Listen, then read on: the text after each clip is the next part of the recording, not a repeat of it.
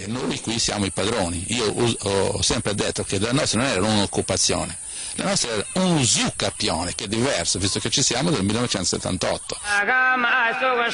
Ne è convinto Salvatore Meloni, noto come Doddore, 65 anni, ex imprenditore camionista, autoproclamato con un solo voto presidente del libero stato di Maluentu, vento cattivo in dialetto, un isolato di 8 km quadrati sulla costa occidentale della Sardegna. Noi la bandiera qui non l'abbiamo mai ammainata, ce le hanno prese, siamo andati a riprendercele.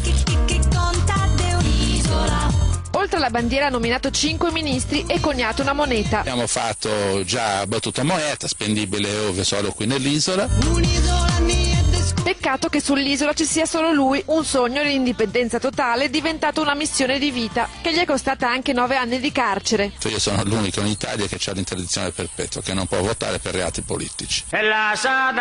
Ora ha intentato una causa giudiziaria per diventare proprietario dell'isola, punta a far scattare l'uso capione perché dal 1974 è lui ad occuparsi di pulizia e salvaguardia di questa terra, quanto basta per proclamarla oggi Repubblica Indipendente di Maluentu. Non stiamo facendo altro che rivendicare un diritto acquisito da millenni.